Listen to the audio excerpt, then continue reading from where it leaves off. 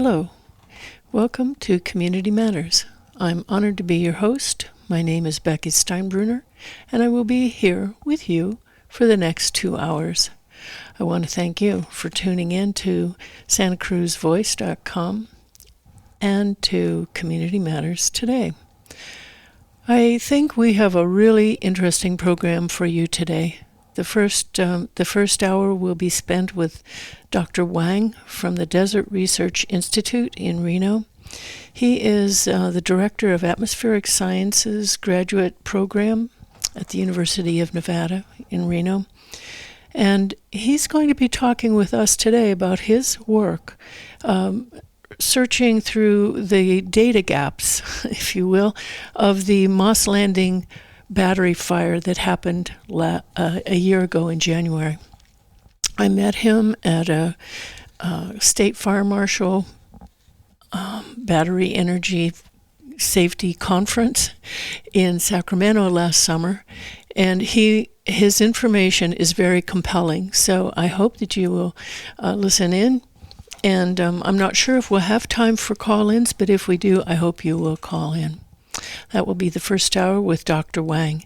The second hour will be split with me and maybe you calling in and giving other listeners an update about the Santa Cruz County draft BESS and Ordinance. And BESS is an acronym for Battery Energy Storage System. It is a new technology that's coming hard and fast in all of our communities, and Santa Cruz County is being pushed by the developer of such a large project in in Watsonville at 90 Minto Road to get this done quickly and, in my opinion, at expense of public safety. So we'll have an update on that. And if she calls in, there will be a guest in the second half of the second hour talking with us about things that she has learned in her experiences here in Santa Cruz County with law enforcement and the mental health situation, and how difficult it has been for her to get help for those that she loves. So here we are, Community Matters, and I want to thank you all for joining us today. I think that my first guest is calling in now. Let me see if I can bring him on. Hello? Hello, can you hear me? Hi, Becky. Hello. Yes, hi, Becky. Hello, Dr. Wang. Thank you very much for joining us today. I just gave a very brief synopsis of what today's program is, and I want to really thank you for joining us here in this first hour. I explained to our listeners that I met you at the State Fire Marshal's Battery Energy Safety Symposium last summer in Sacramento, and that your work is very interesting and compelling as it relates to not only the Moss Landing fire, but other areas of your research. So without further ado, I'd like to ask you to introduce yourself to our listeners. Hi, everyone. My name is Xiaoliang Wang. I'm a research professor at the Desert Research Institute in Reno, Nevada. I'm also serving as the director for the Atmospheric Sciences graduate program at the University of Nevada, Reno. I have been working at DRI for 17 years. My primary research area are air quality, emissions from different air pollution sources, measurement of air pollutants and other air toxics, and developing instruments to measure air pollutants. Prior to joining to DRI, I worked as a development engineer in a company, TSI Inc. in Minnesota. This is a company that made aerosol instruments. I developed one of the aerosol monitor called a dust track that was actually used by EPA in the emergency monitoring for the Moss Landing fire. Excellent. Thank you. We are honored to have you here with us today, and I want to thank you right now for your excellent work. What? The honor is mine. Thank you. Thank you. What got you interested in investigating, if you will, what happened at Moss Landing fire? So, a few years ago, I have a project funded by NASA to study lithium-ion battery fire emissions. So, as you all know, lithium-ion battery can catch fire and emit toxic gases and particles. So this is a big concern for space applications because, for example, in a space station, if a battery, they have laptops and other tools that contain lithium-ion battery. If the battery catch fire, the astronaut cannot just open the door and run away. Right? Then very limited way to evacuate. They cannot open the window to let the smoke out. The space is limited. So NASA is very interested in characterizing what toxic compounds come out of lithium-ion battery fires, how to detect the battery fire at early stage, preferably before the battery catch fire, and how to effectively put out the fire. And also, if a fire occurs, what toxic compounds that will contaminate the surface inside the spacecraft, that what kind of cleanup that people need to do. Also, NASA is interested whether the typical respirators are protective for battery fire smoke. So these range of questions we were trying to address in our NASA-funded project. So we did the laboratory burning of lithium-ion batteries and measure the gas and the particle emissions from these fires.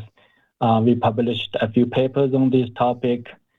Then last year, CAL Fire, probably they saw our papers and learned that we were doing battery fire emissions. They reached out to me asking if I am willing to give a presentation on this topic.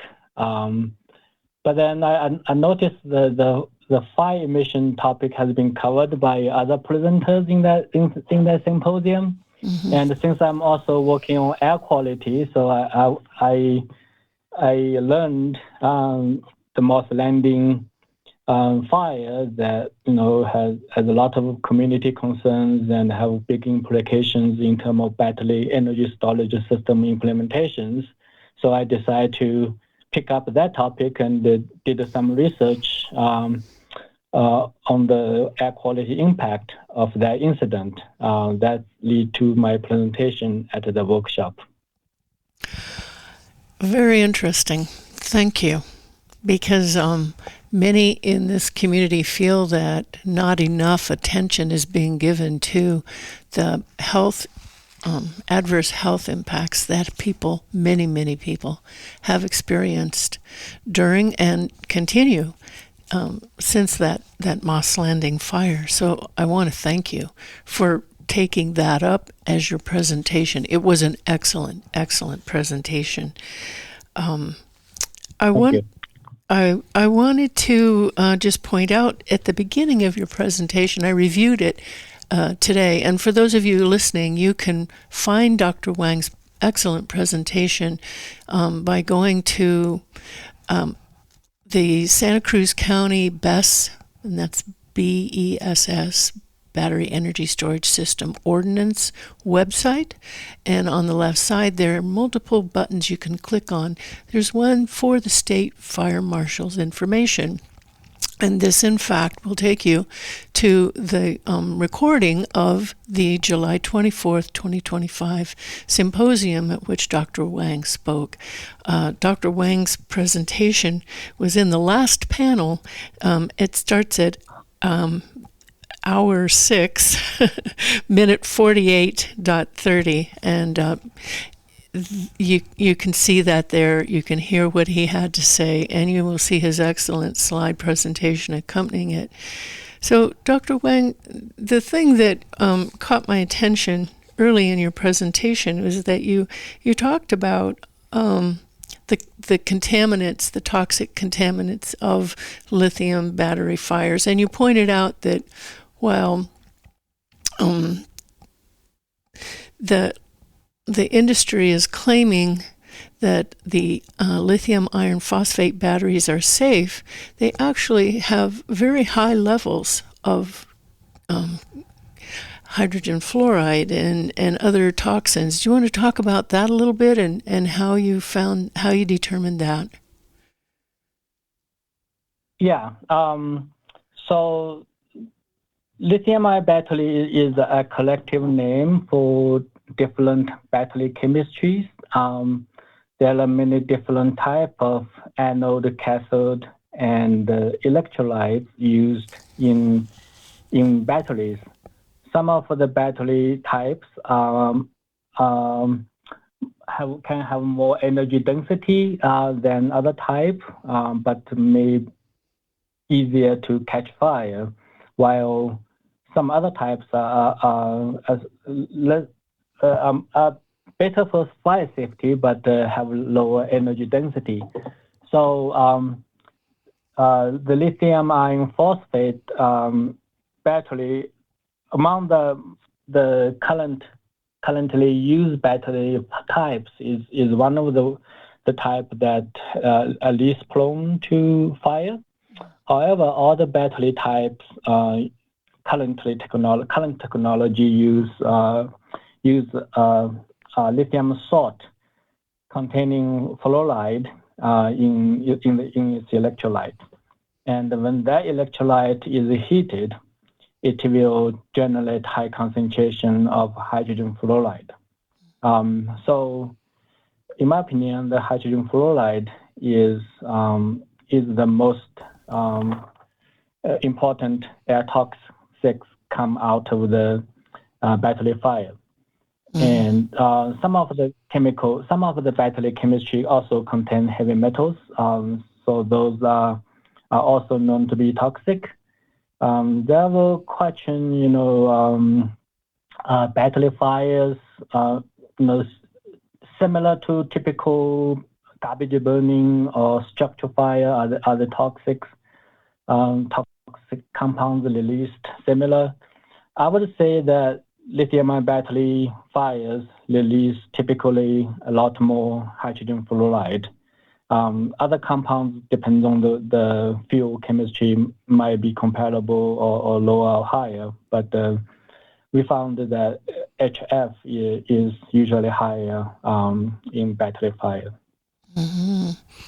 And it is very toxic. It actually causes severe damage to lungs. Is that correct? Yeah. So hydrogen fluoride is very toxic. If you inhale, it will cause damage to the entire respiratory system, not only the lung but also the upper respiratory airway. And even if you don't inhale it, contacting with skin, HF is known to be able to bond to our bone, the calcium in the bone, so it will deplete the calcium in the bone. Basically, it dissolves the bone. So I mean that's usually in high concentrations. So there some of my colleagues work in Africa for the fluoride contamination in their wells where they take drinking water. The public health problem have been the high fluoride concentration lead to damage to people's teeth and the bones. So so those are already fluoride ions. HF it's much more reactive than the fluoride ion itself. Thank you. Thank you very much. For those of you just joining us, we are speaking with Dr. Wang from the Desert Research Institute, talking about his excellent work analyzing toxins from lithium battery fires and his analysis of some issues regarding the Moss Landing battery fire last year. Dr. Wang, you talked about in your presentation. First of all, I want something was very notable in what you said, that it was the hydrogen cyanide in the air that gives people the metallic taste in their mouth. Can you confirm that? Because I know many people who experience that. Yes, so that's the symptom I found in the literature, that hydrogen cyanide give people a metallic taste. And hydrogen cyanide is known to be emitted from burning plastics and anything that contain nitrogen. And some of the battery fires are known to emit hydrogen cyanide. Thank you. Many people all around the Monterey Bay experienced that, and some of them continued to have that taste and a burning tongue for weeks after the Moss Landing fire last year. So thank you for talking with us about that a little bit. Now I'd like to pivot a little bit to what you talked about in your presentation in Sacramento last July about the data gaps that you noted in the EPA's air quality monitoring. Can you talk with us a little bit about that? Yes. So while I trying to understand the air quality impact of the Moss Landing fire, I dug into the data that collected by the EPA emergency monitoring, and I noticed several statements made by EPA saying that the PM 2.5 or AQI, the air quality index in the communities surrounding Moss Landing during the fire, was typical of the San Francisco Bay or Monterey Bay air quality. So as a scientist, I'm always skeptical about any claims. So I plotted the data using the EPA data as well as the data from the California Air Resources Board.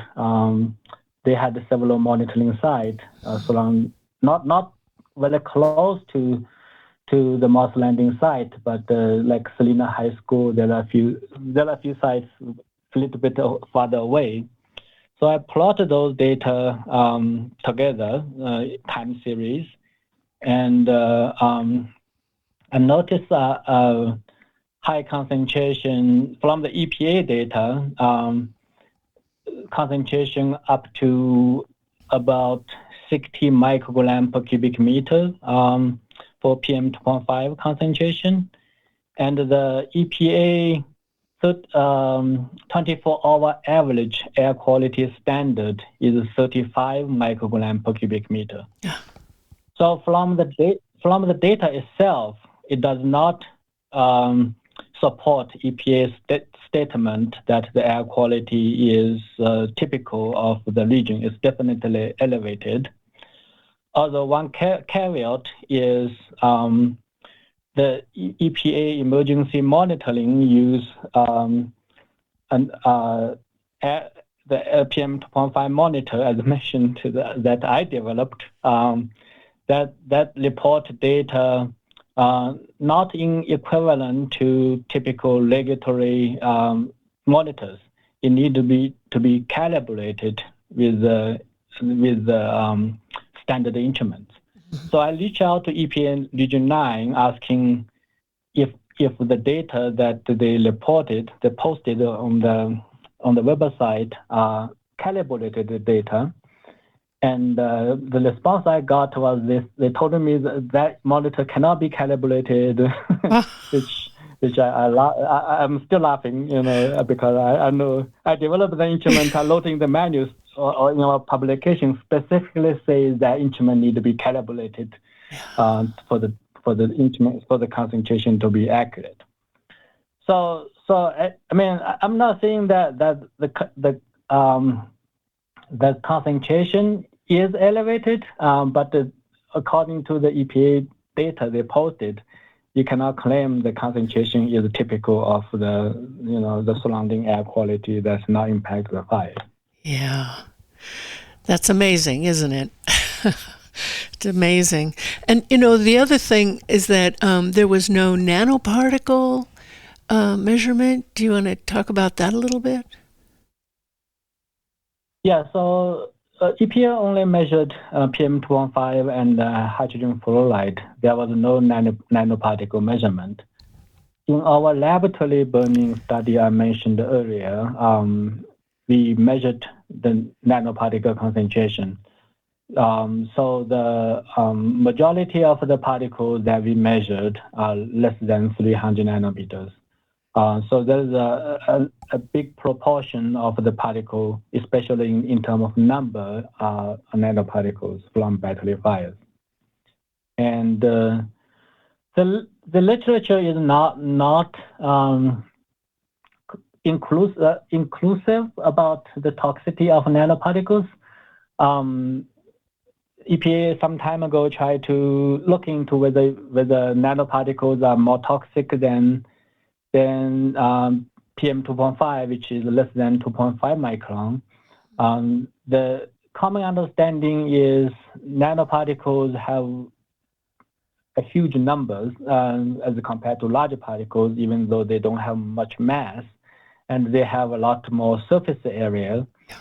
So we inhale these nanoparticles. They will, some of them will go very deep into our lung.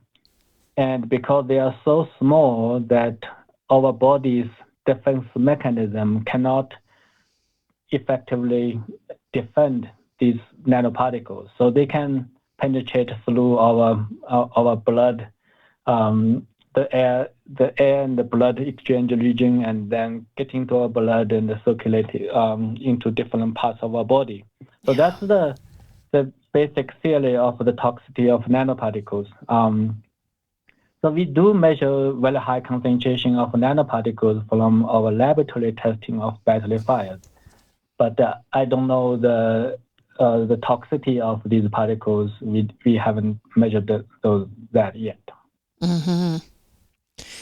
Thank you. That's very concerning to many of us who were breathing that air, and which leads me to my next point. Initially people were evacuated farther, 1,500 or so people evacuated further away, and then within 24 hours they were told it was safe to go home. In your presentation in Sacramento last summer, you talked about finding contamination indoors at, I believe it was the Moss Landing Marine Lab. Can you talk with us a bit about that?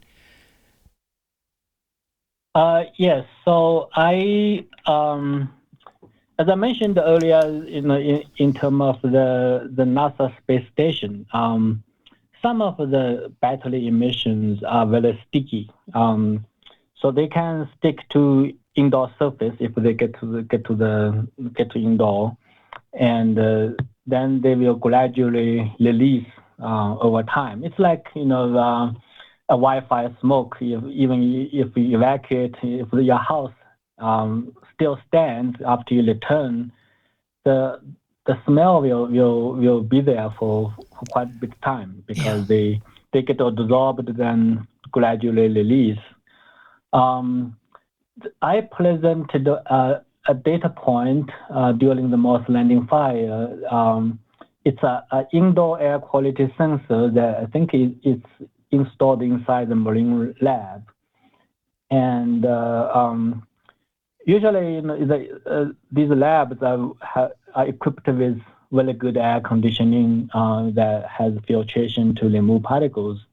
However, you definitely see a peak on January 16th or 17th in the indoor air concentration, which means some of the smoke that infiltrated inside the buildings. So if homes are not very well sealed or have cracks, and if people open doors and windows, smoke will definitely get indoor.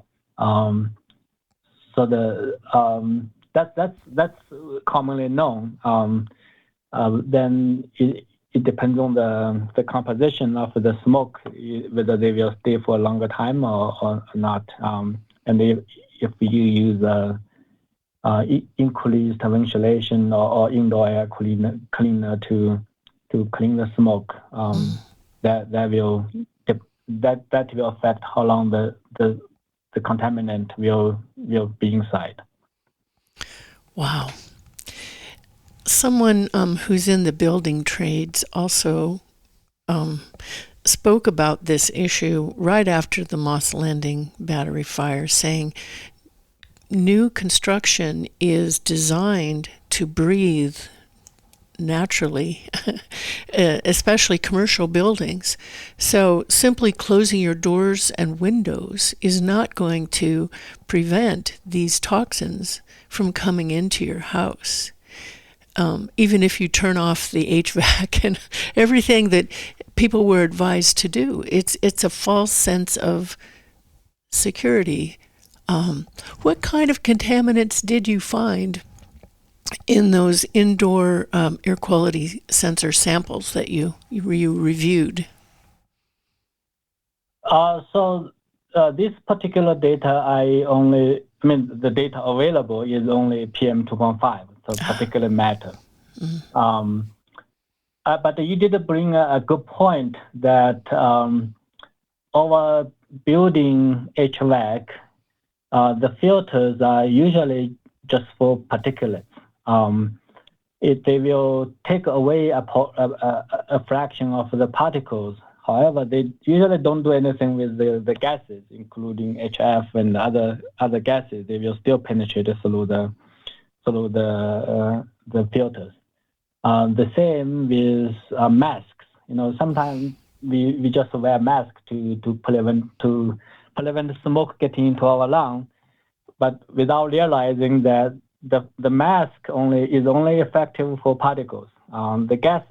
The toxic gases will still get through the mask. Yeah, that's really a good point to make, and one that you did make in your presentation, that people put on an N95 mask and feel like they're safe, and it's really a false sense of security, and that they could be, in fact, exposing themselves to real risk by going out in these when there is a fire like a battery fire. They should just not be there. That's right. Even for firefighters, they should wear those called SCBA with a tank. Mm-hmm. That supply clean air. The normal respirators are often not effective. Yeah, there was recently in Sacramento. There was a lithium-ion battery fire at a car charging station. And the firefighters that responded felt that they were being following safety protocol by putting on their SCBA whenever they went 300 feet to within the radius 300 feet of the fire. And then they would take it off when they were outside of that safety area of 300 feet. And some of them became very, very ill. And it was determined that the smoke, the contaminants had traveled much further beyond the 300 feet that is the safety protocol for firefighters. And some of these firefighters now have 20% permanent lung reduction because of that. I don't know if you remember during the Cal Fire Symposium, one of the fire captain mentioned one firefighter had kidney failure after he fight with one of the battery fires. Yes, yes. And so now it kind of leads me to a point of discussion about planning for maximum public safety when these large battery energy storage systems, BESS, get put in neighborhoods, get put in places where people are, and the responders that are called to address the fires and the toxins when they're there. For example, Santa Cruz County is now formulating a draft BESS ordinance, and it states a 300-foot setback for residential areas from this, 1,000 feet for hospitals and care facilities. But really, that's not enough. Do you want to talk with us a little bit about your thoughts on placing these large-scale battery systems, and what would you recommend to jurisdictions that are looking at something like this? To be honest, I don't have an answer. I am looking into this issue. So following last year's symposium, I become very interested in this topic. So I'm working on a small project trying to simulate the plume dispersion in an incident like the Moss Landing fire, and we plan to simulate how far the plume will transport and what's the concentration of different air pollutants will be in such an incident. So our hope is to develop a kind of dashboard that people can use in such incidents. Both the public and also incident managers can look at the weather conditions and see where the smoke will impact. Obviously, this does not answer. People that can probably also be used in the planning phase when for such an incident occurs. That what the zone of impact of such the smoke will be. I think I don't know if the permitting process requires that now, but I think that should be taken into consideration. How far apart that the storage system should be from the residential or commercial areas. Yeah.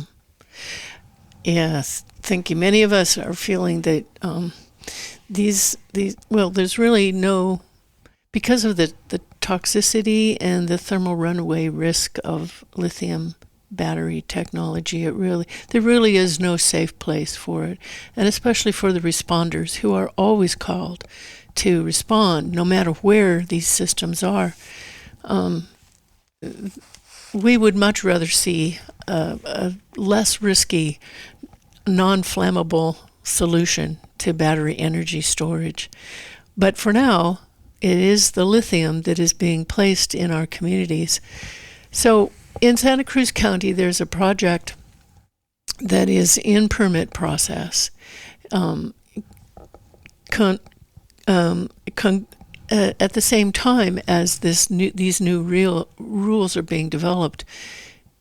And so what we are wondering, the people are wondering, the rules say that there must be some air monitoring devices installed around the perimeter of a project. What would be the appropriate location, siting, and height of something like this air monitoring to gather good baseline data, but also if there were a problem, thermal runaway, and a toxic smoke plume that would emit? What recommendations, based on your research, would you feel would be effective and to protect the public health and the responders' health. So that's a topic that I'm also doing research on. One of my efforts is focusing on detecting smoke, detecting battery failure before they catch fire. Yeah. So it's like a smoke detector. Hopefully, it will give the system operator enough time to do something, either disconnect the battery or some other emergency response to prevent battery going into fire. But ideally, all the containers should have some sort of smoke detection, emergency management for battery going into thermal runaway. Then, in terms of a fence line, I think they should install several air quality monitors because the wind switch directions, right? So we want to know, if you only install at one place, you probably cannot capture the smoke. So you need to install in different directions of the fence line. Then it also will be useful for the community to install some low-cost air quality sensors. They are becoming more and more available. I think the data I used was a network called the Purple Air Sensor Network. Oh yes. I just look at the county. There's some clarity sensors that are installed. So these sensors will help monitoring real time. It may not be accurate, but it will tell you if the concentration is elevated as compared to pre-fire season. That will give people a better sense of the potential exposure to smoke. During the symposium, some of the fire department also mentioned they really need a UAV or a mobile system to monitor the smoke during fire because like you say, even they are 300 feet away, air may not, eyes or nose may not detect smoke, but the smoke might be there. So it will be good to have some mobile system or robotic system to be able to monitor air quality in an emergency situation. So EPA did do some mobile monitoring during the Moss Landing fire, but I heard the data was somehow there were questions about the data quality during those mobile monitoring periods. So I think some sort of emergency monitoring will be useful, and also each of these stations should have a weather station so that in case we establish the plume dispersion modeling, then we can use the local weather instead of using a weather station, very far away from an airport or somewhere, for more accurate plume dispersion modeling. That's a very good point. Thank you. I remember in one of the public hearings after the Moss Landing fire, there was a woman who had testified during the permitting of the Moss 300 unit and stated that the air currents used to guide the plume modeling for that was the Salinas Airport, which is quite a distance from the actual facility. So having a valid working weather station at the site would be a very important piece to include, wouldn't it? Right. Yeah. Yeah. Thank you.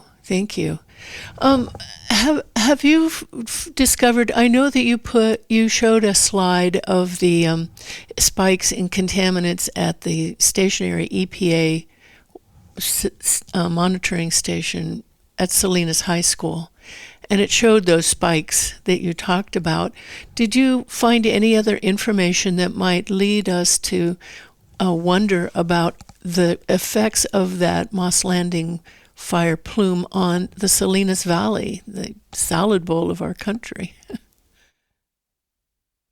So the data from the California Air Resource Board show the concentration at the Salinas High School was not that high. It was like typical, so probably was not impacted by the smoke.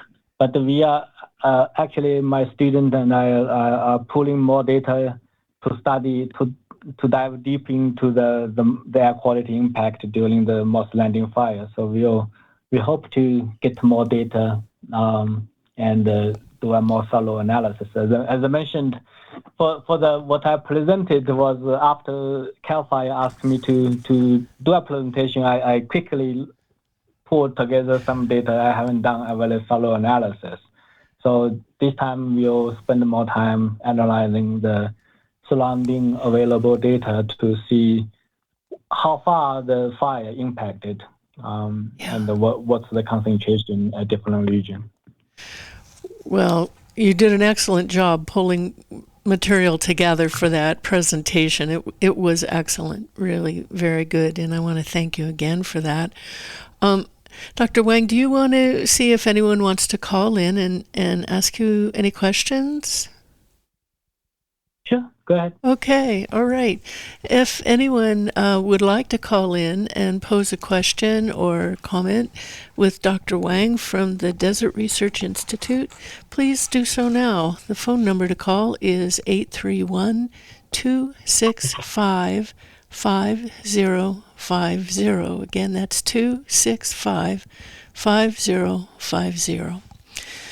Well, very good. I wondered about, in terms, going back to the monitoring and the purple air system data, what is a good height to set up one of these monitoring devices? The EPA, I remember hearing they had theirs at ground level, monitoring for HF. And it's a gas, and it was a very hot fire. I would not expect to find much of that at ground level. What would be a good level for someone, if a community wanted to put in such, for an air quality monitoring system? So usually the philosophy of air quality monitoring for human health purpose is we want to measure the concentration close to our breathing zone. Mm-hmm. With the caveat of not being impacted by trees, by other obstacles. So I don't remember the exact number. EPA require the sampler to install, I think, 6 feet above ground or something. I think about 6 feet above the ground. So depending on the monitoring objective, you can install air quality monitors at different locations. But I think for health monitoring, the breathing zone sampling will be fine. Mm-hmm. There's a misconception that HF is lighter than air.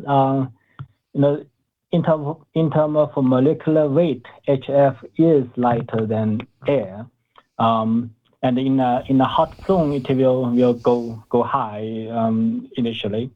But in reality, HF is the molecule like to stay together, so they polymerize with multiple HF molecule in a big molecule.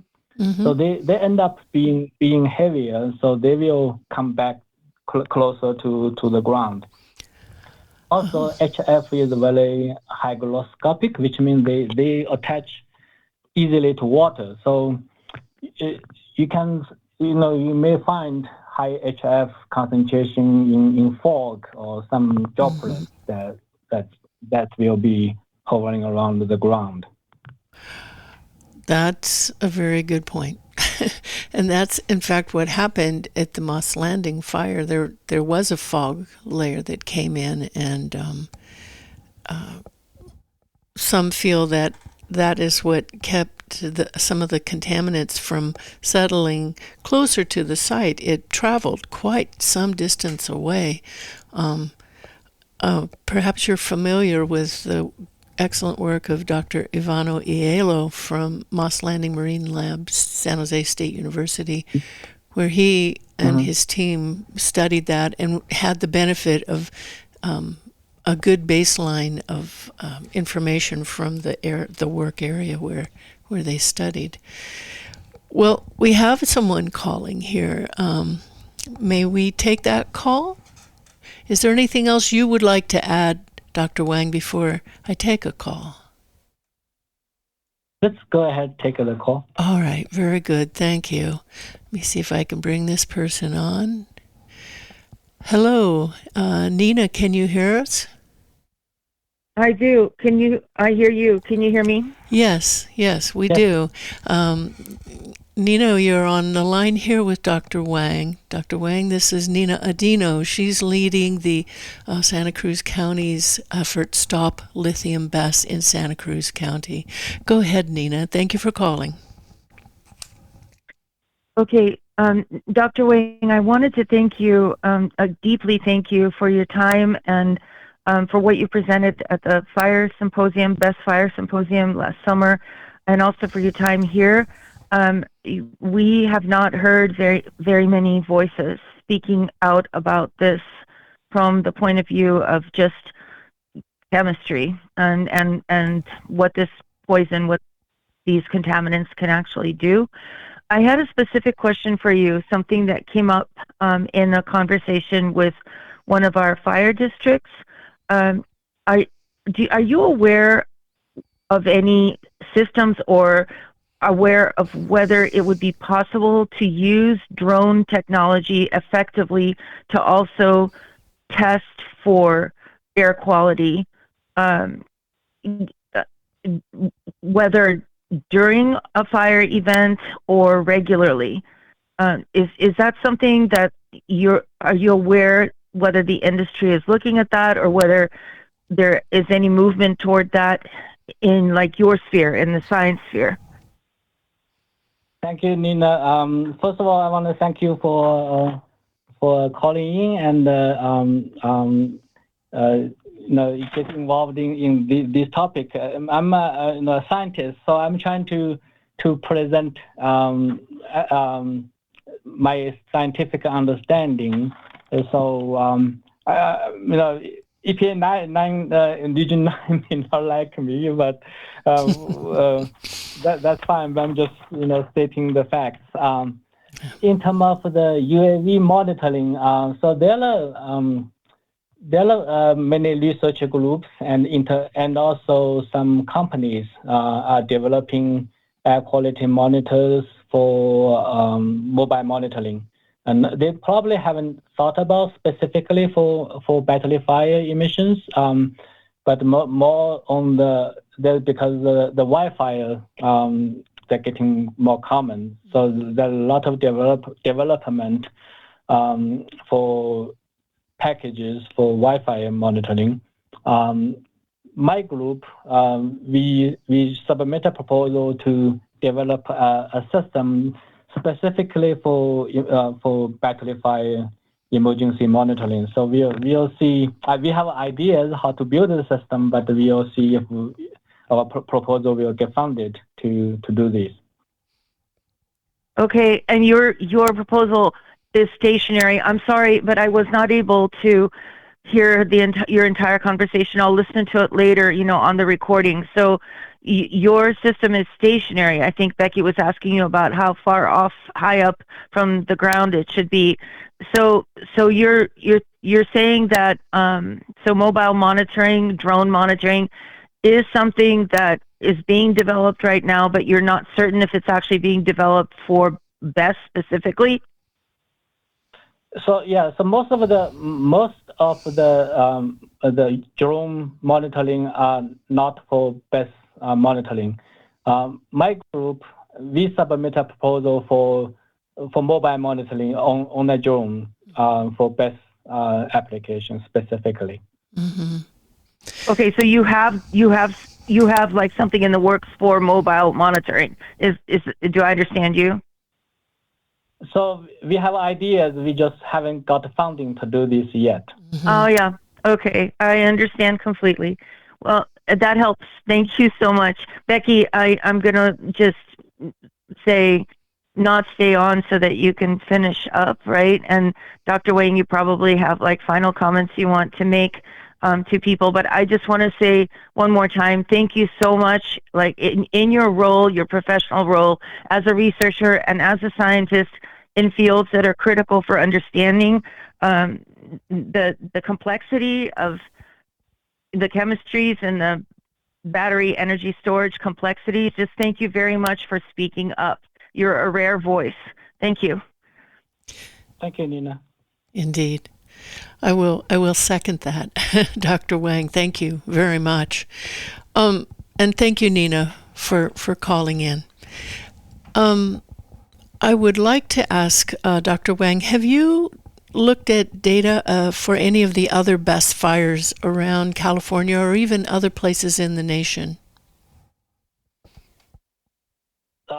The quick answer is no. Unfortunately, there's not much data available other than the EPRI has an incident database that people have qualitative description of the air quality impact. So most of these descriptions say that the air quality impact has been low. The major concentration was below the threshold level. As I mentioned earlier, as a scientist, I'm always skeptical about claims, and I need to see data proof for supporting these claims. So we hope in the future, like you mentioned earlier, all the battery energy storage system will have air quality monitoring at the fence line and in the nearby community, so we will have better understanding of their impacts. Mm-hmm. Indeed. And the fact that communities who are concerned, such as there's a large affordable housing complex right next to this place that's being proposed and is in permitting process. If this community wanted to maybe do a GoFundMe and get some of their own air monitoring, if the developer and the county are unwilling to provide it, that's pretty easy to find. How would people find something like that and be assured that it would be effective? Yeah, so I encourage you to reach out to EPA Region 9 or local air quality management district or even EPA headquarters. Yeah. They have these sensor community monitoring projects that provide funding or even sensors for community monitoring. So it's worthwhile to look for opportunities like that. They can provide either some technical assistance in properly setting up these network. Excellent. Dr. Wang, I want to thank you again for your work, your advocacy for public, and for joining us here today on Community Matters. How do we find you? Oh, you can. I'm a call away, email away, so you can always find me from DRI website, or you just Google Xiaoliang Wang at DRI. You'll probably lead to my contact information. All right. That's indeed how I found you. So thank you very much. And perhaps we'll have you back again to tell us more about the other work that you're doing to protect air quality for public health. Thank you so much. You're very welcome. Thank you for inviting me. My pleasure and honor, believe me. Take good care of yourself. Thank you again. Thank you. Bye-bye. Bye for now. All right. Many thanks to Dr. Xiaoliang Wang for joining us. He is doing great work at the Desert Research Institute in Reno, Nevada. The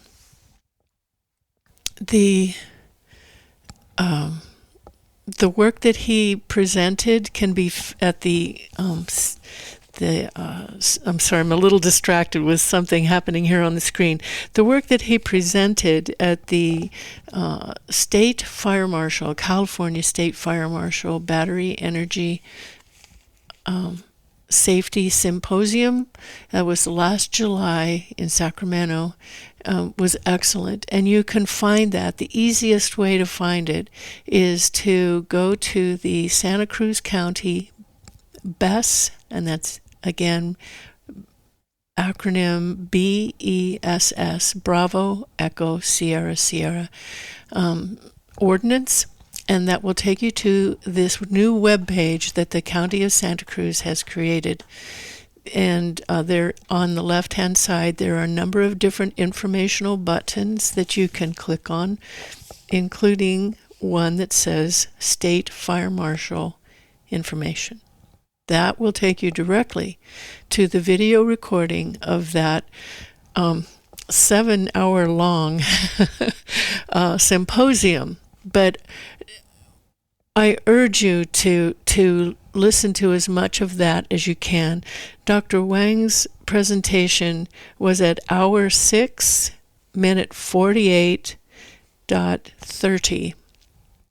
And he gave about a 15-minute presentation that was excellent, covering many of the points that we talked about today. His slides were very, very helpful, very informational, and I urge you to look at that.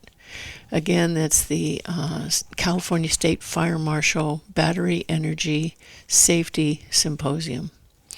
And there were many excellent presenters. The takeaway that was ever present was empowering and making sure that the fire agencies know they have a lot of power in this issue in terms of guidance for where these places are put, in terms of creating protective fire codes that will be more protective than what may be already enforceable by the state's fire codes.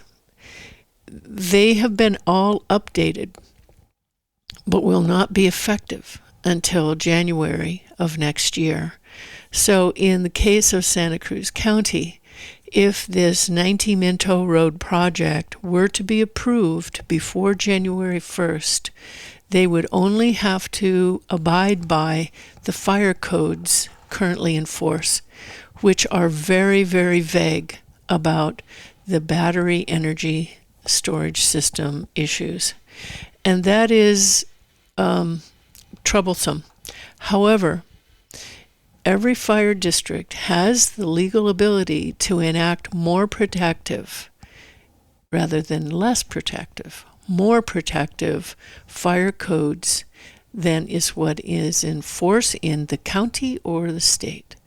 And so I urge you to get involved here locally with the Pajaro Valley Fire Protection Agency district, and also Santa Cruz County Fire. And I say those two because currently Pajaro Valley Fire Protection District is moving forward to consolidate with Santa Cruz County Fire Department, which is managed by CAL FIRE, and the board of directors is the County Board of Supervisors. So it's important for you to also lean on all of the County Board of Supervisors.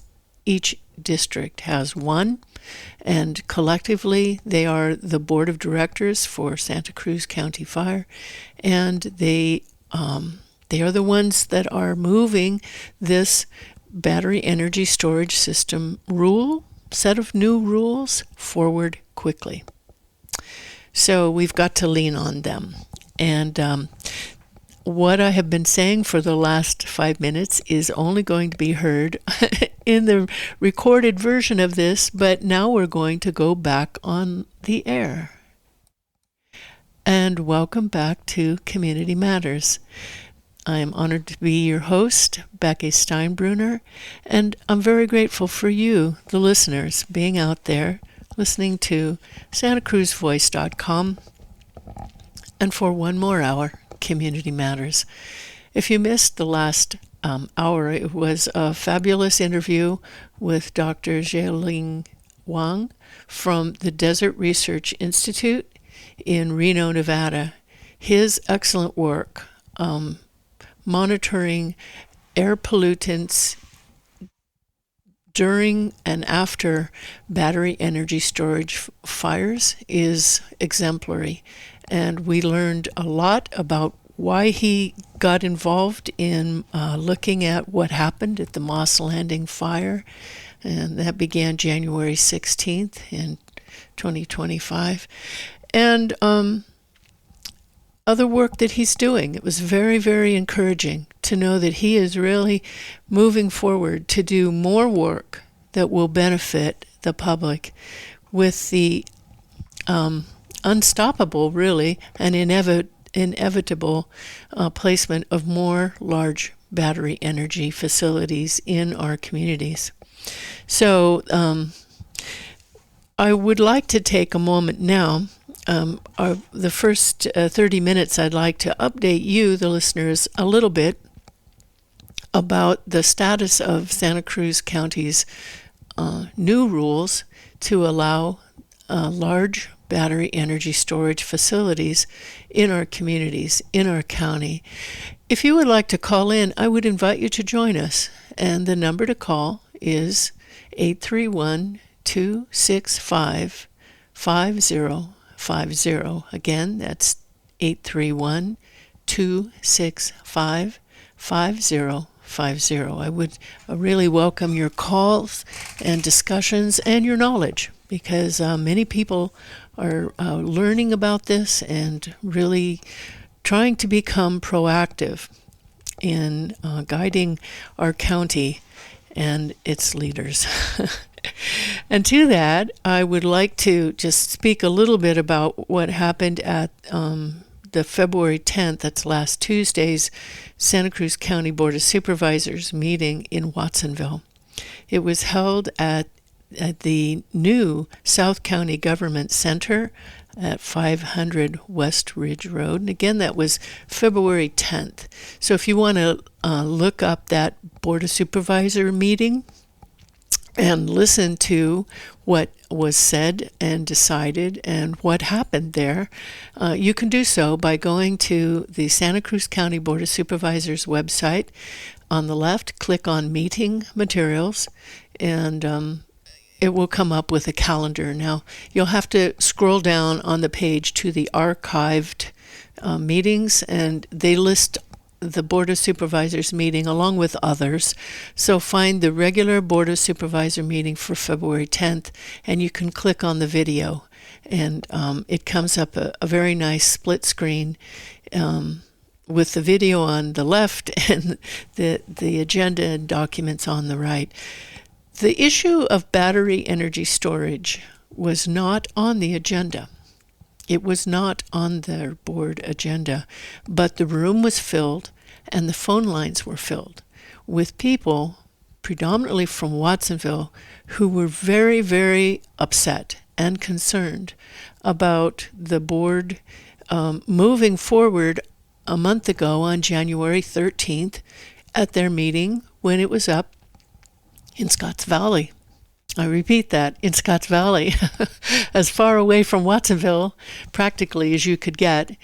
And the board had the opportunity to continue their decision back in January so that it could be made with the benefit of allowing people in Watsonville, which is going, if this is built, they will be burdened by the risk of the battery energy storage system at 90 Minto Road.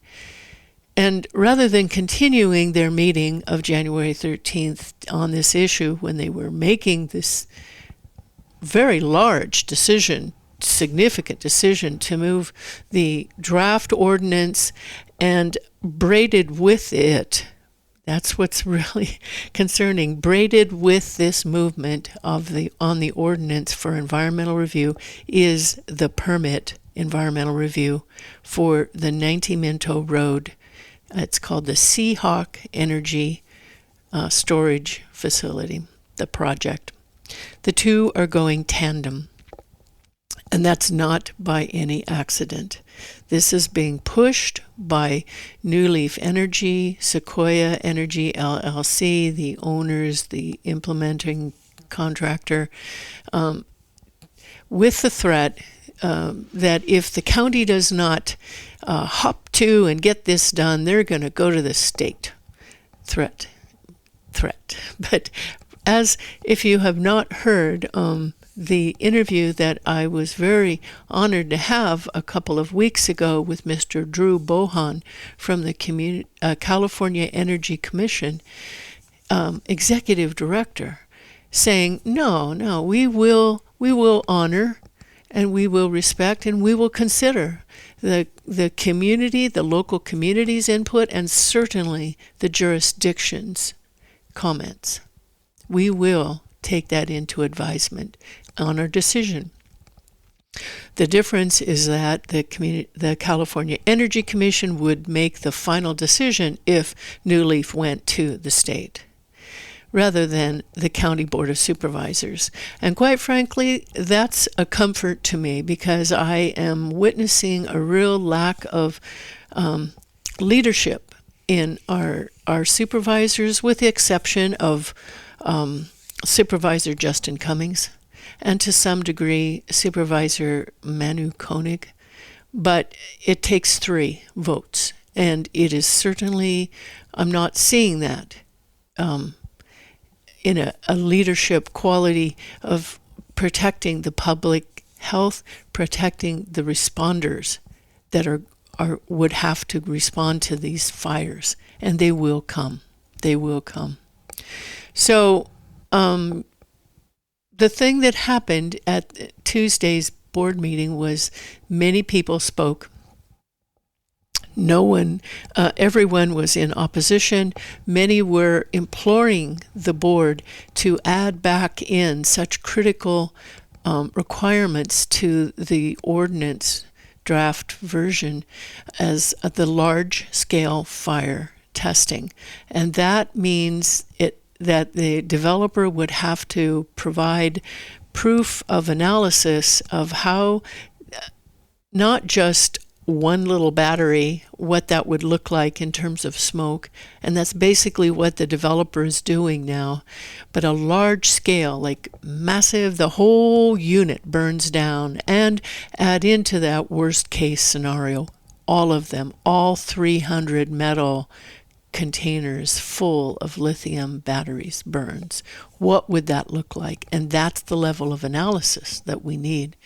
But for some reason, the county planning department removed that requirement for large-scale fire testing from the amended version.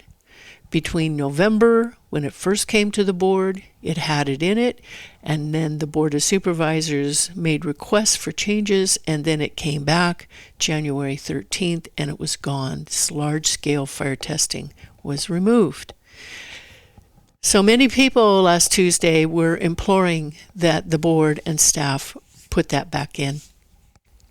The other thing that was removed was the requirement that had been in there that the fire alarm systems for the project, for the facility, would have to be tested, each unit fire alarm tested, before the project were allowed to come online. That was removed. And We have, I'm talking about the group of us. There is a team of very hard-working people out there. Nina Adino, who called in, is the leader of Stop Lithium BESS in Santa Cruz County. She has a group of people working with her. They are doing fundraising. If you go to their website, they are raising money for attorney fees, because that's the only thing that's going to get the attention of the county of Santa Cruz. There's another group called Ban Lithium BESS in Santa Cruz County, another very hard-working group, and they are doing excellent work in terms of gathering information and showing up.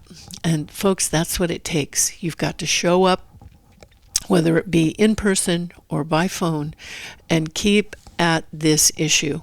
Because if we don't, it's going to quietly go the way that New Leaf Energy and Sequoia Energy LLC want it to go, to maximize their profits at the expense of the public's safety and at the expense of our fire responders' health.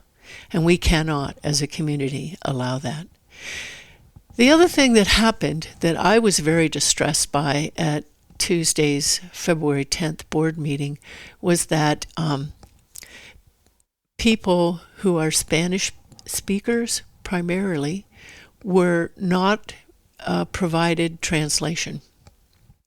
And I had asked for this, I had asked about this at the January 13th meeting in Scotts Valley, because many of us from these two groups that I just described for you had been out distributing flyers in the communities surrounding the 90 Minto Road proposed Seahawk BESS project. There have been no town hall meetings for this project. There have been no opportunities for the public to really learn more, other than the 4 community workshops that the Stop Lithium BESS in Santa Cruz County group has put on at their own expense and with a tremendous amount of work. Had it not been for the people putting on these events, many people who would be significantly and adversely affected by this project proposed at 90 Minto Road would have no idea, because the developer only sent out one postcard to a select few back in December of 2024, when they were required to hold a community meeting before they filed their application for permitting. So they sent out a postcard to very, very few people. And the postcard did not even have the time of day that the meeting would be held. And as you might guess, it was very poorly attended. So I working with a number of people, walked around in the neighborhood, in the Minto Road area, the Diamond Estates community next door. These are all really, really close to this project. And so I knew that many of those people were not comfortable speaking English, and many would be very hesitant anyway to speak to the Board of Supervisors. Many people have never, ever done that before, but they are worried and they are angry with Supervisor Felipe Hernandez, their representative, for not representing them in this issue. So I asked the supervisor, clerk of the board, about Spanish translation. She said, well, we didn't get any requests. This was back in January. And she informed me that you have to submit a written request 72 hours in advance. So here came February 10th. I submitted the written request 5 days in advance of the February 10th meeting. The day before, the evening before the meeting, I received a response from the clerk and the chairman of the board, Supervisor Monica Martinez, that it was not necessary because Becky Steinbrunner, do not need Spanish translation. But if anybody does want it, they can ask. they can ask. Well, I went to the board meeting the next morning on February 10th. There was no announcement at all in English or Spanish that anyone could have Spanish translation if they asked. How many times have you ever been comfortable asking for help? I think a lot of us have a hard time with that. So do you think it's really fair for the board chairman and clerk to make the decision that someone who has asked for Spanish translation on behalf of many out there who may want it and be too nervous or intimidated or may not even know to ask for it? Well, there we are. I have a caller. Let me see who is here. Here we go. Hello, can you hear me? I certainly can, and thank you for taking my call. I am Michael, and I'm calling about a car I saw on the street the other day with the official logo of BESS. And I thought BESS stood for Battery Energy Storage System, but I didn't know this car looked like it belonged to the state or a public utility or something like that. So now I'm totally confused about this. Who is in that car, and what are they up to, running around representing BESS? I'm curious too, Michael. What did it have government plates? Well, it just I just drove by it, and I caught the sign on the door, and it said BESS. And it had other writing on it, but I was going one way and it was going another way. But it was one of those little, inexpensive cars that public utility use to run around and check up on things. It's like a manager or a foreman's car or something like that. Interesting. So I just looked at it and I thought, I didn't know there was such an organization as BESS. And there it is, right there. So I just wondered who the heck it is. Me too. Where were you, and where was that car? I think I was coming through Moss Landing, coming from Monterey to Santa Cruz, and I just saw that, and of course I'm aware of the battery storage area that was there. Yeah. And so when I saw the sign on the car door that said BESS, I got to thinking, who is that and what are they doing? Yeah. Well, I've got to wonder if it's some company. There may have been more writing, as you said, underneath that. Maybe it's a monitoring company. There is a lot we are not being told about at the Moss Landing battery fire site. The Monterey County Board of Supervisors, Glenn Church in particular, the supervisor for that area, is exasperated with the lack of information and lack of responsiveness by the EPA and others who are charged with overseeing the company, Vistra, do the cleanup. So maybe it's a private contractor. I don't know. I'd be curious. I kind of Googled it here and nothing came up. Well, I Googled it, and it's Battery Energy Storage System. Right. BESS. Yeah. So, again, when I saw that car, if it was somebody connected with the cleanup, it would have, Joe's battery disposal unit or something like that. But it didn't. It had BESS on the side. And so I just wondered if somehow all of this BESS business has become real business, and it's just, it's like some kind of primordial monster crawling up out of the muck. It becomes a thing. And there it is. Well, yeah, that's very possible. I'm aware of people developing businesses to help as consultants to help jurisdictions form their ordinances and fire departments form their monetary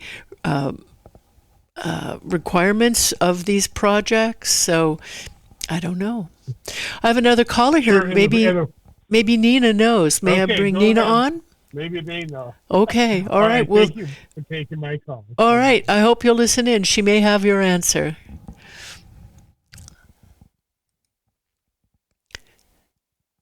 Hello, Nina. Welcome back, and thanks for your call. Hi, Becky. Hi. Michael, did you hear Michael's question? He saw a vehicle buzzing around in the Moss Landing area with a company name on the side. BESS, do you know anything about that? No. Okay. No. But yeah, I imagine that there is going to be just an army of businesses kind of alongside this technology if it really does move forward. I mean, I think we're at a turning point, and I think that many of us, looking at the big picture, are beginning to understand that California is committing to a lithium BESS infrastructure. But I also have hope. I have hope that professional researchers, scientists like Dr. Wang, and like Dr. Cha, the professor at UC Santa Cruz, who spoke about climate justice issues and made just the very clear statement that replacing fossil fuels with mineral fuel is not climate justice. There's a big mess around using minerals like lithium. So I have hope that maybe this train will not slide in as easily as maybe people thought 5 years ago. I wanted to second what you were saying. Can I just interrupt you there a moment? And support what you were. Can I just interrupt you because you bring up Dr. Cha, one of the panelists at the recent UCSC Art and Science Gallery, excellent presentation about the Moss Landing Fire social justice. She's going to be my guest here on Community Matters next Friday.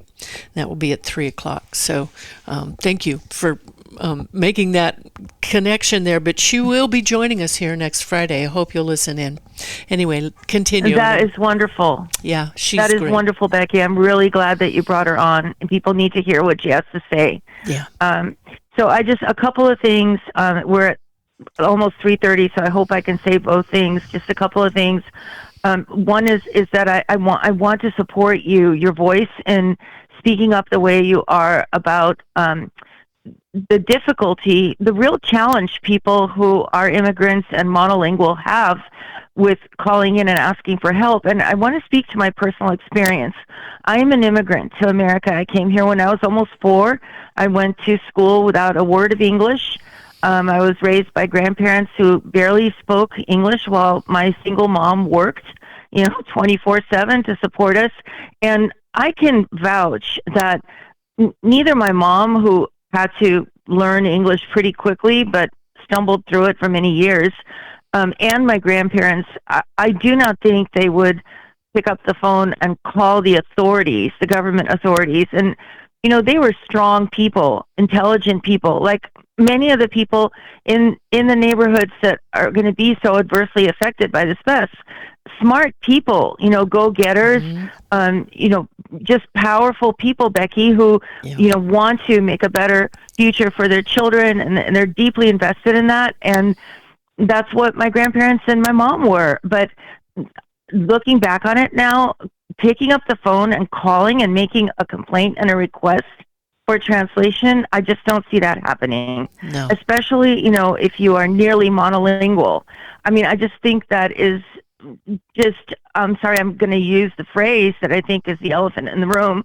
This is sadly a very, very bad example of institutionalized racism. I mean, it's just awful. Yeah. And I hope that the county will reconsider their position. I very much hope that they will reconsider it. I know you've asked them also using those words, please reconsider your stance and reach out to the community and meet them halfway. I also just want to plug, we're having a big gathering on February 28th. That's a Saturday, right in the middle of the day at 12:30 at Pinto Lake City Park at the gazebo. It's going to be a community neighborhood gathering. we're going to have food, a potluck, and just hopefully speakers, a group of speakers who can speak and just take a lot of questions from people and just kind of start, brainstorming and thinking about ways that we can advocate for safety and hopefully advocate for the county to seriously stop this and reconsider using this very hazardous, flammable, explosive material right next to homes and farms and a lake. Yes. So just plugging, please come. Everyone's welcome. It's going to be a good event on Saturday, 28th at 12:30 p.m. at the Pinto Lake City Park gazebo. Thank you. The city park. There are two Pinto Lake parks. One is the city and one is the county. So you're going to be at the city park, Pinto Lake City Park, on February 28th. Thank you very much. 451 Green Valley Road. Okay. Becky, 451 Green Valley Road. Okay. Excellent. Is there anything else that you would advise people to do? Because we're all working together here. What would you advise people to do? I would just second again what you have been plugging patiently for months now. I would advise people to call their supervisor or call all of the supervisors or write them. Better to write them so that it's in the record, and just express your concern about this. Mm-hmm. I know I heard a professor from UC Santa Cruz recently say that the conundrum here with these types of facilities is that they don't burn every day, but when they do burn, they become a chemical disaster. Well, so it's not fair to ask any community, to accept that kind of burden of risk, to live under that burden, that, knowing that, like, if there is a burn, especially if there is a disaster and the burn is big, that, they're going to be poisoned. I mean, it's just not fair, and people need to speak up about that. There are alternative technologies already available, being used in smaller constellations at a lower megawattage, but research on this is moving very quickly. Yeah. And one of the things that Dr. Cha pointed out is rushing and saying we have to have it now. It has to be now. We can't wait. It is a recipe for disaster, and I know you and I have been saying that to the Board of Supervisors for 12 months now. Yeah. When you rush, you make mistakes. Yeah. This is a huge infrastructural change, and we all need to speak up and just say, why are you rushing? Slow down so that we can install something that actually works, that is just, that serves the people justly and the climate. Yeah. And again, thank you. Dr. Cha will be joining me next Friday, so I hope you and the others will listen in. The developer on the New Leaf, the 90 Minto Road project, is threatening the supervisors. They will go to the state. And I know you and I have had these conversations. It would be better for the people if they did, but they don't want to because they know they would have to do a full EIR, not just a little supplementary wisp of an EIR. And they would also... Yes, Becky. The Energy Commission would review the disadvantaged communities within 6 mile radius, 6 mile radius of the project, and have impose mitigations, over 3,000 feet setback. 3,000 feet setback from the project, and that's what the developer wants to avoid. So they're threatening with baseless claims, in my opinion, and that is the unfortunate thing that our Board of Supervisors is being led by. So, Nina, I've got to get to my next guest here. One more. Anything else you want to say? Another plug for the event? Go ahead. Just everybody, please come. If you're interested, if you want to learn more, there will be experts there, and there will be people who have done a lot of reading and research, and it'll just be a good forum to just share ideas. Becky, don't forget to mention to people that the county is actually taking the stance that they are not going to be including Yes. environmental justice issues in their partial EIR, in their Yes. truncated EIR. It's just, I'm blown away. And we have to Thank you speak very up much. loudly. Thank you, Nina. Thank you very much for calling and for your good work. Thank you. Okay. Bye-bye. Bye for now. All right, thank you. That was Nina Adina for Stop Lithium BESS in Santa Cruz County. You can go to the website, Stop Lithium BESS in Santa Cruz County, learn more about this, donate to their legal fund who is working at fighting this, especially the social injustice and the land use snafu. Let me bring on my next caller, and I'm really glad that she has called in. Hello, is this Mila? Yes, it's me. Hello. Becky, hello. Thank you so much for calling in. And I want to apologize for the problems last week. So I am not able to give you the full hour as I had wanted to last week, but I'm glad, so glad that you can join us. Let me just introduce you a little bit, Mila. For those of you listening, This is Mila Boiko, and I met her a number of years ago. She would come to the County Board of Supervisors and lay out for them information that was just jaw-dropping about what was happening with her daughter. And now she has also learned information about a case of elder abuse, and again coming to the board and asking for help and doing a lot of work to help her, not only her daughter, but also this elderly woman. So a lot of people learn things and experience things and come to those who should be asking, should be helping them, and we don't always see it. So I'm very honored to have you here, Mila, because a lot of people don't understand really what you have experienced and what it is that you have learned and what you're asking for. So I'm happy, very happy and honored to have you here on Community Matters today. Why don't you introduce yourself and then just briefly go through what has happened and what you think people need to know. Yeah, so I also thank you very much for that opportunity to speak up. And I hope maybe, more people will hear what happened in Santa Cruz County and will just pay more attention on the issues and take it seriously, because without it, society is not going to get better. Mm-hmm. And this is why I'm trying to make the Board of Supervisors to do their job. And because it is their job to supervise other departments. And I came here almost 30 years ago, and I was born in Belarus, and I came here without English. And I had to learn English here and on my own. And I tried very hard.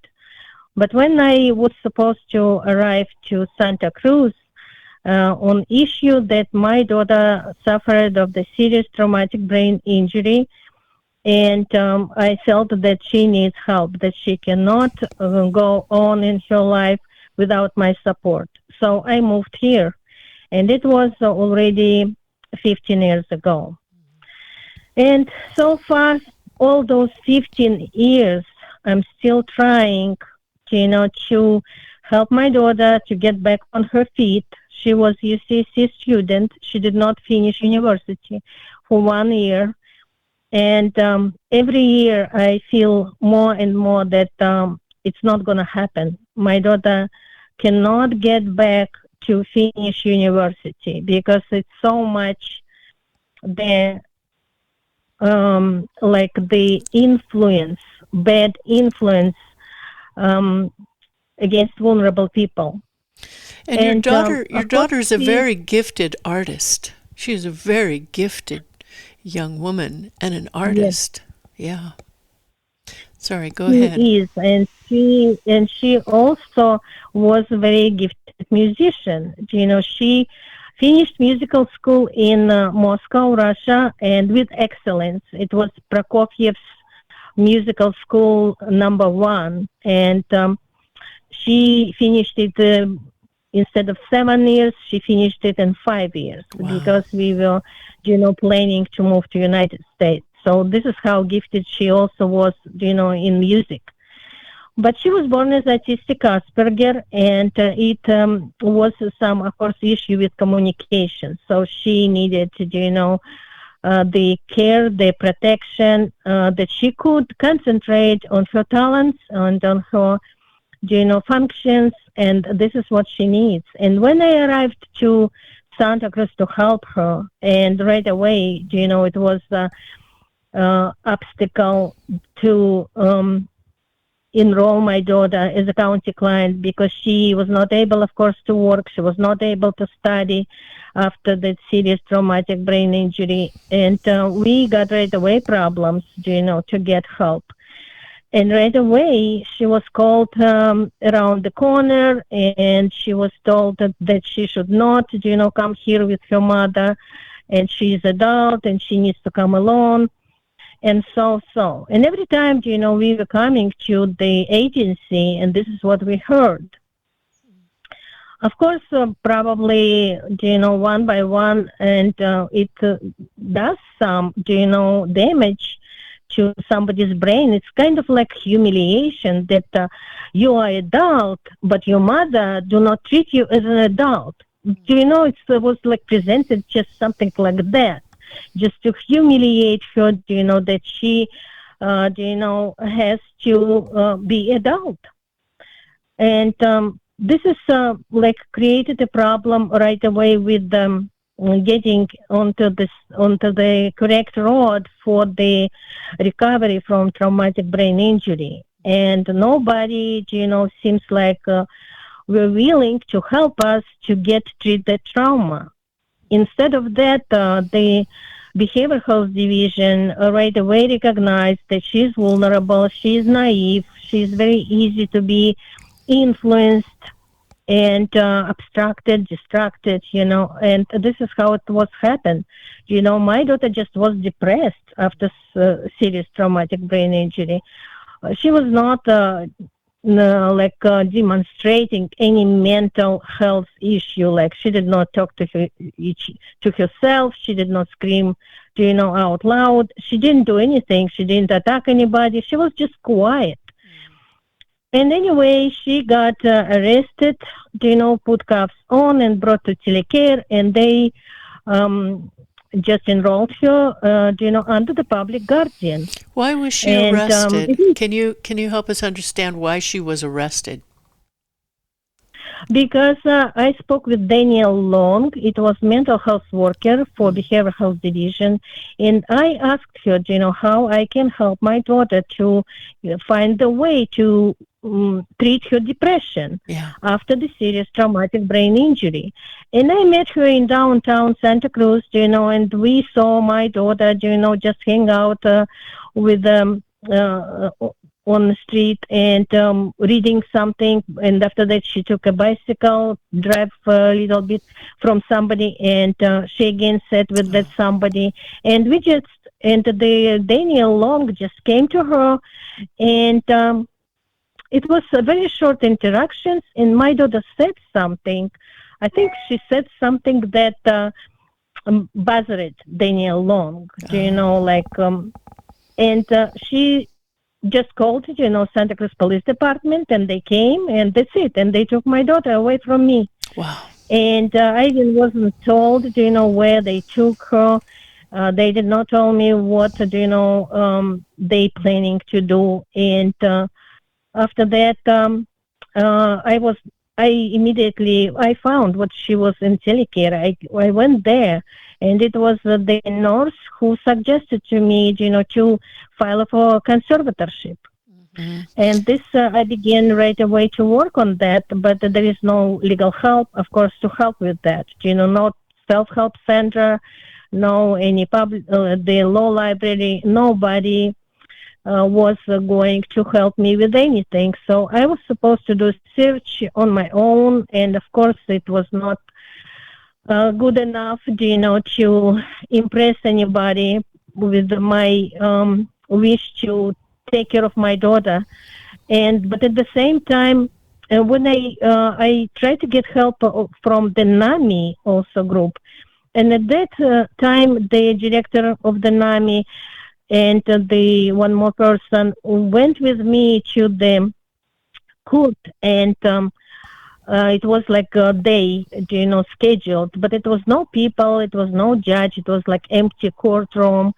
And finally, the attorney only went out, and I inquired about my petition, and she said, "Oh no, it will be denied." And I like, well, at least can we see a judge? What is that? Can we have something? And she just said, no, it definitely will be denied. And this is how the hearing went. And it was the judge Connolly, Rebecca Connolly, who I met next time when I found out that they have a hearing for my daughter to be under the public guardian. But they did not invite me even for that hearing. And it was even not notified and not advertised what courtroom it's supposed to be. And I just was completely kept in dark. And this is how my daughter disappeared. And after that, I found out that she's in Napa County. And how to get to Napa County if I do not drive, because there is no public transportation to go there. Yeah. So I was supposed to find somebody, who could drive me there to see my daughter. And finally I found, and it was very sad, of course, picture, because she fell back into childhood. After the serious traumatic brain injury. And she really behaved like a child. And when I was leaving, we didn't have much time, to spend, but it was at least an hour approximately. And when I was leaving, she was crying like a baby. She was scared. Oh, wow. She was really, really scared, and I saw that scare in her eyes. And but it was no way, to get her out of there. And again, I was supposed to learn, everything, what it is. And I found out that it was done illegally, because the family has a priority, the family on the first place, and the public guardian on the very last, place on the list was 7 things listed, even on their website, Behavioral Health Division website, it was listed, family first and the public guardian last. And but it was all upside down. This is what they do. They also do the same with the law. They turn the law upside down the same way, any rule, any regulation, and this is became very difficult ever since. And it took me until 2018 when finally my English got better. At the same time when I learned English, I learned the law. And when I found out that the form to file to remove public guardian from my daughter. And it was also 3 total, those public guardian conservatorships, where my daughter was not supposed to have food stamps, was not supposed to have any disability income. And I tried even to appeal it in 2017. I remember when, since 2014, actually, I filed an appeal for her Social Security because they refused to do anything. And I still was working on that appeal and was filing to the state hearings in 2017 when my daughter was at least already brought to the Santa Cruz back from Napa County. This is what I achieved finally on the 3rd conservatorship. So at least you could see her. Goodness. Yes. And I saw her every day. When she was in the 7th Avenue facility, I visited her every single day. And on the weekends, 2 times a day. And because she wanted, her favorite food. And I, of course, was bringing her favorite food. And at that, time, while she's under public guardian, she was not supposed to have anything. And finally, it appears to me that the problems for that, to denying her benefits, because she's seems like became identity theft victim. Oh, dear. And yes, and I tried, to even file a complaint with them, that FTC, I think, and but I never heard back from them. And this was very strange, happened to my gadgets. It's obviously got targeted. And especially last year, suddenly on one day, my old gadgets got hacked.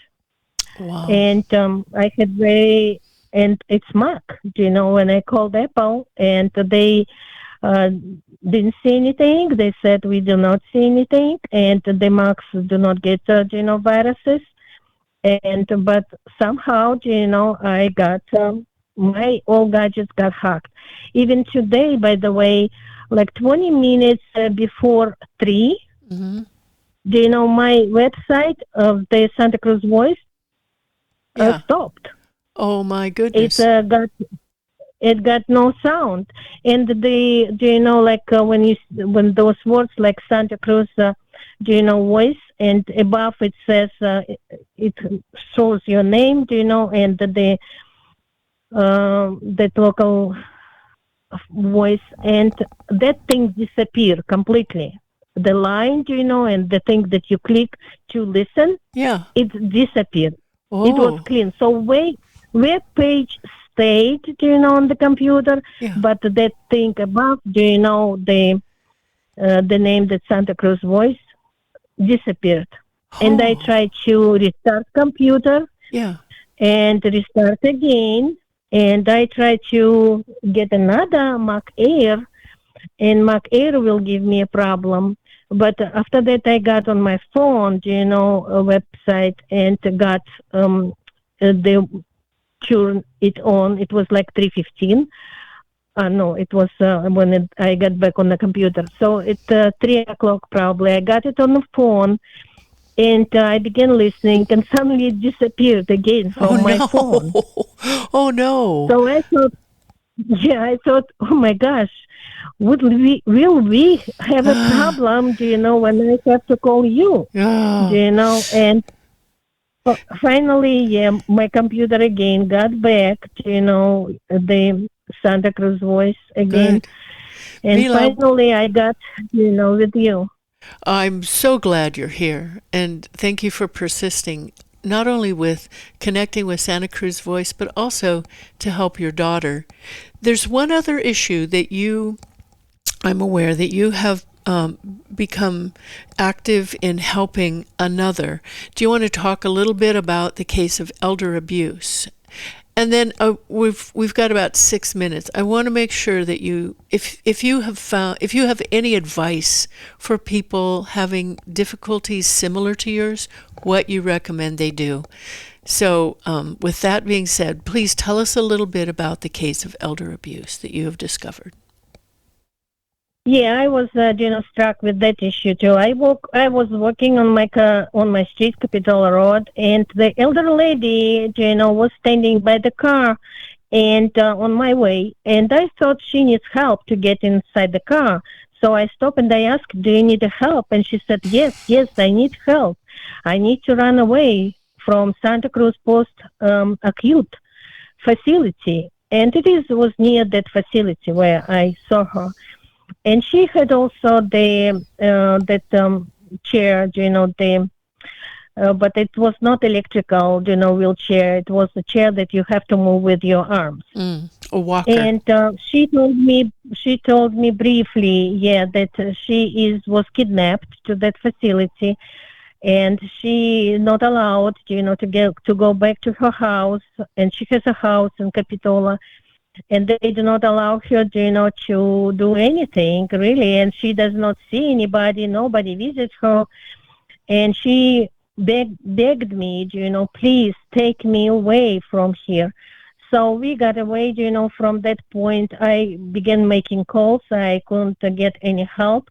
And I thought that maybe I can bring you to a hospital at least, start with that. But unfortunately, on the bus, she was recognized by the employee from that facility who stopped the bus. And it was like 1 hour on the bus when the Mary Ann, her name Mary Ann, she refused to leave the bus, and she was saying that she's not going to go back there, that she needs to go to a hospital, she needs to get back to her house, and she refused to leave the bus.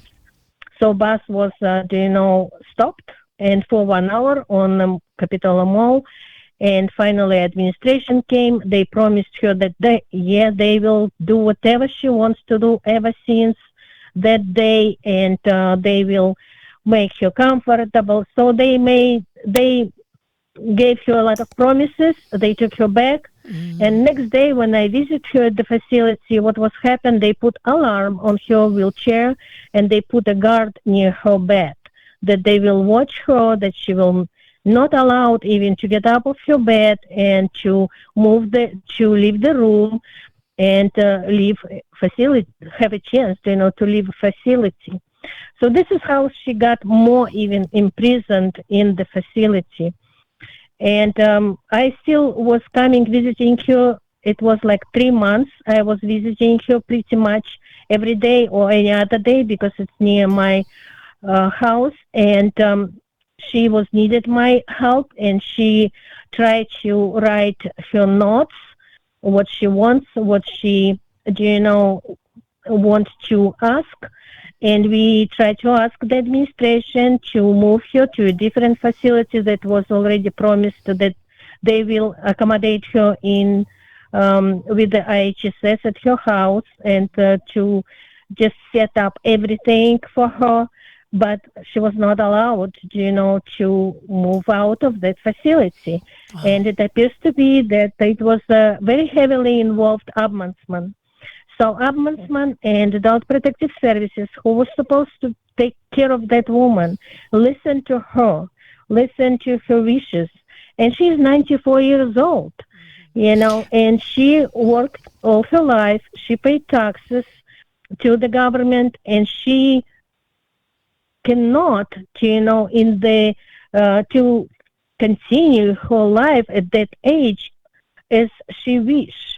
And it is just so unbelievable, that how to be locked up, in a room 8 by 10, and look at the ceiling, in the end of your life, and do not enjoy your life. And she has money, she has expensive house, and everything was stolen from her.